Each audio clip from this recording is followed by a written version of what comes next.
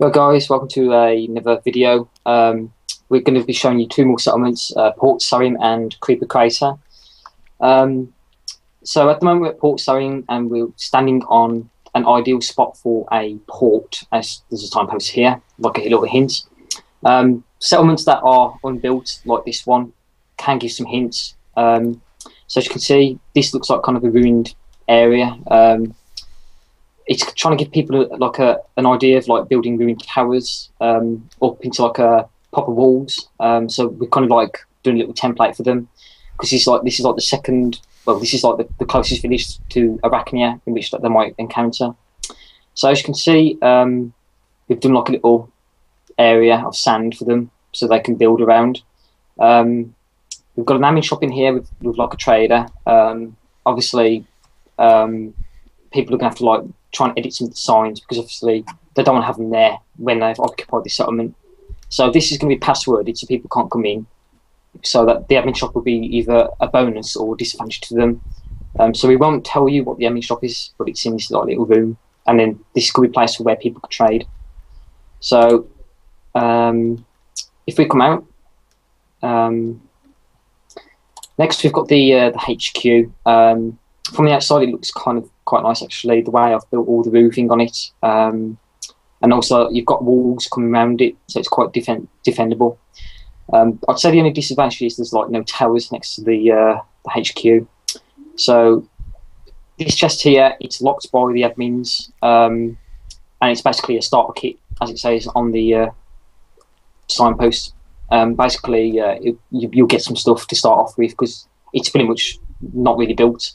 So going into the HQ on the bottom floor, there's an office there with a little fireplace, and possibly you could have like another office here, and then got a little seating area with wooden seating and signposts and a little bookcase.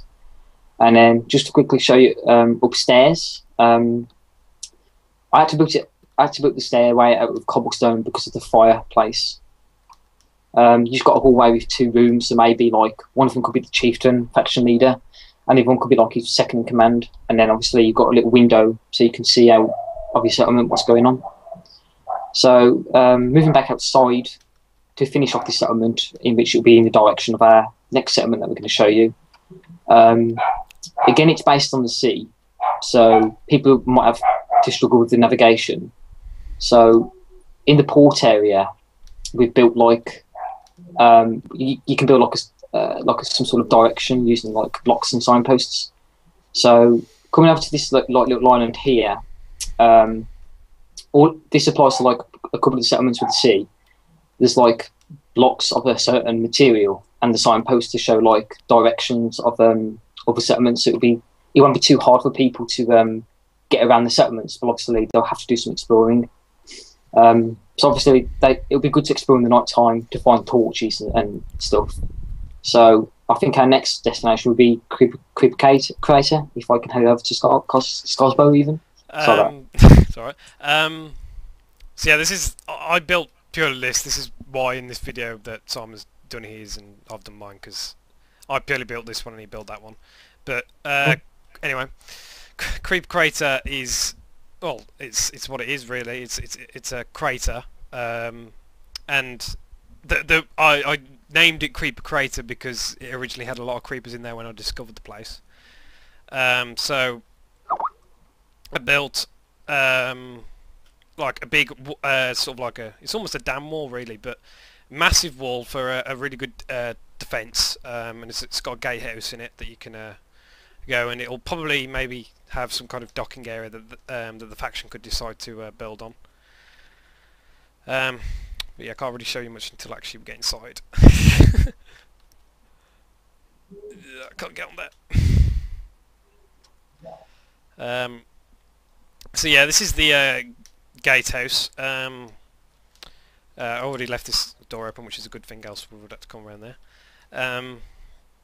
These chunks aren't loading. Come on. So this is a pre-discovered cave, which I suppose is a good advantage for a faction, so you don't actually have to go around looking for caves. There's already a cave here with a good few resources in there, which I've named Creeper Cave.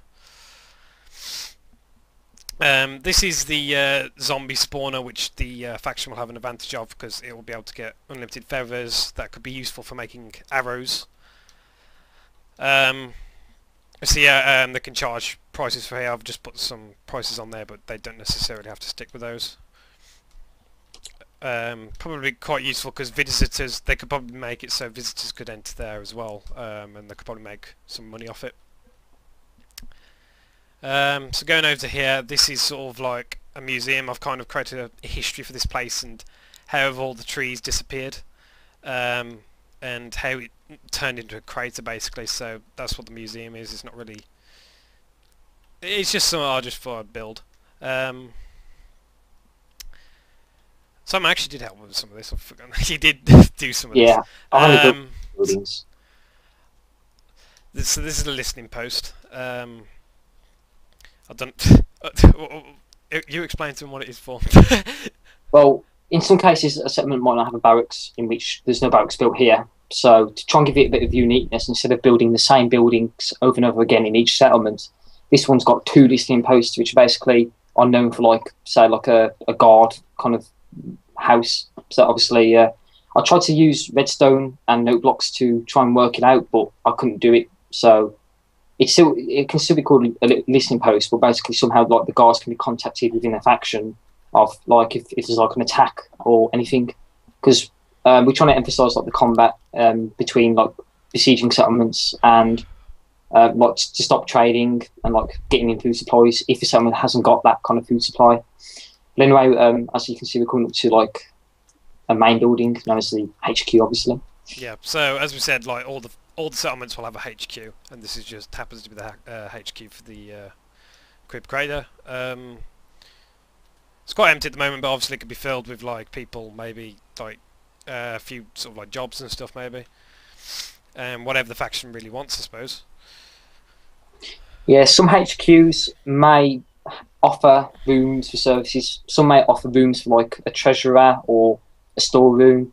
Some may offer room for like a barracks. Some may just be like, you might not even have like a proper HQ. You might just have like a small office, or you might just have like where the chieftain lives. But basically, the HQ it's got to be like the main building of the faction, where obviously the faction leader can be based around.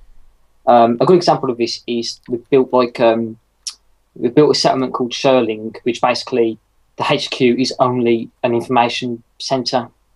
So, but I won't give you. We're not going to do Sherling because it's kind of a hidden settlement, so it's kind of a unique settlement. Yeah. So yeah, that's listening post 1, which we've already explained about. So that's the other listening post. That basically covers Creeper Crater. Some of the advantages, I suppose, of this settlement is the fact that it's surrounding the crater, so that's sort of like a good advantage on its own. It's got a huge wall. It's not obviously the strongest of walls because it's sandstone, but they can always thicken it up, I suppose, as well. But a huge disadvantage to this, to sort of like contradict the advantages that it has, is the fact that there's no trees. So they would have to go elsewhere to other settlements to maybe trade with and maybe get wood off and stuff. So yeah, that's pretty much it. There's like a small mushroom farm as well, because now mushrooms obviously slowly grow. So yeah, that's pretty much it, isn't it?